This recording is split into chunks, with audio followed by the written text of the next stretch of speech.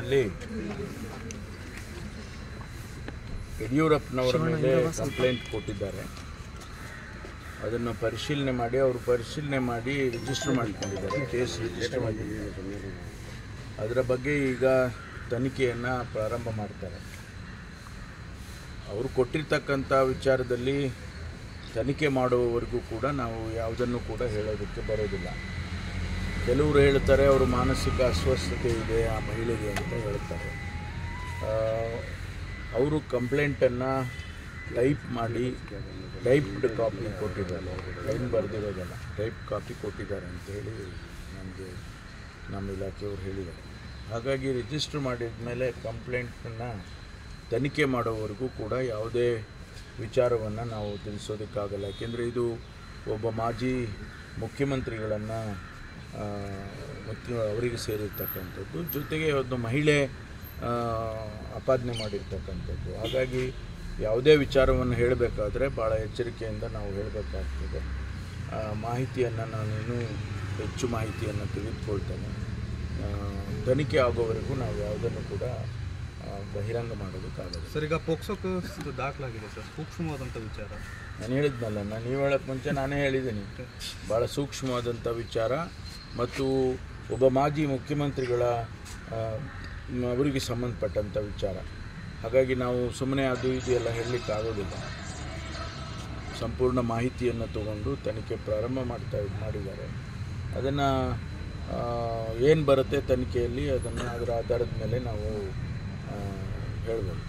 ಆ ಮಹಿಳೆಯ ಕುಟುಂಬಕ್ಕೆ ಏನಾದರೂ ರಕ್ಷಣೆ ಕೊಡುವಂಥ ಕೆಲಸ ಏನಾದರೂ ಆಗುತ್ತೆ? ಅದರ ಅಗತ್ಯತೆ ಇದ್ದರೆ ಮಾಡ್ತಾರೆ ಪೊಲೀಸ್ನವರು. ಅದು ಸಾಮಾನ್ಯವಾಗಿ ಒಬ್ಬ ಮಹಿಳೆಗೆ ಕಂಪ್ಲೇಂಟ್ ಕೊಡುವಾಗ ಅವರ ಹಿಂದೆ ಮುಂದೆ ಯಾರಾದರೂ ಅವರಿಗೆ ತೊಂದರೆ ಮಾಡ್ತಾರೆ ಅನ್ನೋದಾದರೆ ಅವರಿಗೆ ರಕ್ಷಣೆಯನ್ನು ಖಂಡಿತವಾಗಿ ಕೊಡ್ತಾರೆ.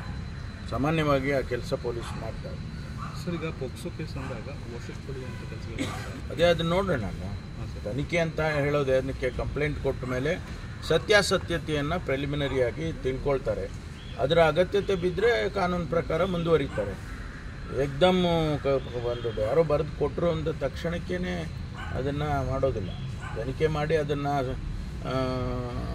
ಹೌದು ಇದು ಸತ್ಯ ಅಂಥೇಳಿ ಅದನ್ನು ದೃಢಪಡಿಸ್ಕೊಂಡು ಆನಂತರ ಮುಂದಿನ ಕ್ರಮ ಮಾಡ್ತಾರೆ. ದುರುದ್ದೇಶದಿಂದ ಕೂಡ ಆಗಿದ್ದರೂ ಅದು ತನಿಖೆ ಆಗುತ್ತೆ ಸರ್? ಅದರಲ್ಲೇ ಗೊತ್ತಾಗುತ್ತಲ್ಲ, ತನಿಖೆ ಮಾಡುವಾಗ ಉದ್ದೇಶವಾಗಿ ಮಾಡಿದ್ದಾರಾ, ದುರುದ್ದೇಶವಾಗಿ ಮಾಡಿದ್ದಾರಾ, ನಿಜ ಇದೆ ಇದು ನಿಜ ಇಲ್ಲ, ಅವ್ರು ಯಾರೋ ಬಂದು ಅಸ್ವಸ್ಥರು, ಅವರು ಮಾನಸಿಕವಾಗಿ ಅದಕ್ಕಾಗಿ ಕಂಪ್ಲೇಂಟ್ ಕೊಟ್ಟಿದ್ದಾರೆ ಅಂತ ಒಬ್ಬರು ಹೇಳ್ತಾರೆ, ಇನ್ನೊಬ್ರು ಇನ್ನೊಂದು ಹೇಳ್ತಾರೆ. ಇದೆಲ್ಲವನ್ನು ಕೂಡ ತನಿಖೆಯಲ್ಲಿ ದೃಢಪಡಿಸ್ಕೊಂಡು ಆಮೇಲೆ ಕ್ರಮ ತಗೊಳ್ತಾರೆ ಕಾನೂನು ಪ್ರಕಾರ. ಯಾಕೆಂದರೆ ಅವರು ಒಬ್ಬ ಹಿರಿಯ ರಾಜಕಾರಣಿ, ರಾಜ್ಯದಲ್ಲಿ ಮುಖ್ಯಮಂತ್ರಿಗಳಾಗಿದ್ದಂಥವರಿಗೆ ಭಾಳ ಎಚ್ಚರಿಕೆಯಿಂದ ಮಾಡಬೇಕಾಗ್ತದೆ. ಸರ್, ಚುನಾವಣಾ ಸಂದರ್ಭ ಸರ್, ಸೊ ಹಾಗಾಗಿ ನಮಗಂತೂ ಇದರಲ್ಲಿ ಯಾವ್ದು ನಮ್ಗೆ ಗೊತ್ತೇ ಇಲ್ಲ. ರಾಜಕೀಯ ಇದರಲ್ಲಿ ಯಾವುದು ದುರುದ್ದೇಶ ನಮ್ಮಗಳಿಗೆ ಯಾರಿಗೂ ಇಲ್ಲ. ಮುಖ್ಯಮಂತ್ರಿಗಳಿಗಾಗಲಿ ಉಪಮುಖ್ಯಮಂತ್ರಿಗಳಿಗಾಗಲಿ ಅಥವಾ ನನಗಾಗಲಿ ಯಾರಿಗೆ ನಮಗೆ ದುರುದ್ದೇಶ ಯಾವುದೂ ಇಲ್ಲ. ಅವರು ಯಾರೋ ಮಹಿಳೆ ಬಂದು ಕಂಪ್ಲೇಂಟ್ ಕೊಟ್ಟಿದ್ದಾರೆ, ಕಾನೂನು ಪ್ರಕಾರ ಕಂಪ್ಲೇಂಟನ್ನು ರಿಜಿಸ್ಟರ್ ಮಾಡಿದ್ದಾರೆ. ಒಂದು ಮಹಿಳೆ ಬಂದು ಕಂಪ್ಲೇಂಟ್ ಕೊಡುವಾಗ ರಿಜಿಸ್ಟರ್ ಮಾಡಬೇಕಲ್ವಾ, ಅದನ್ನು ಆ ಕೆಲಸ ಪೊಲೀಸ್ನವರು ಮಾಡಿದ್ದಾರೆ. ಡಿ.ಸಿ ಭೇಟಿ ಮಾಡಿದ್ರು ಸರ್, ಕೆಲವು ರಾಜಕೀಯ ವಿಚಾರಗಳನ್ನು ಚರ್ಚೆ ಮಾಡಬೇಕಾಗಿತ್ತು. ಅವರು ನಾನೇ ಬರ್ತೇನೆ ಅಂತ ಹೇಳಿದೆ. ಇಲ್ಲ, ನಾನು ಬೆಳಿಗ್ಗೆ ಬರ್ತೀನಿ, ಆ ಕಡೆ ಬರ್ತೀನಿ ಅಂತೇಳಿ ಬಂದಿದ್ದರು. ಯಾಕೆಂದರೆ 21 ಜನ ಅಭ್ಯರ್ಥಿಗಳನ್ನು ಈಗ ತೀರ್ಮಾನ ಮಾಡಬೇಕು. ಆ ವಿಚಾರವಾಗಿ ಕೆಲವು ಚರ್ಚೆಗಳನ್ನು ಮಾಡೋದಕ್ಕೆ ಬಂದಿದ್ದರು, ಮಾಡಿದ್ದೇವೆ. ಅವರು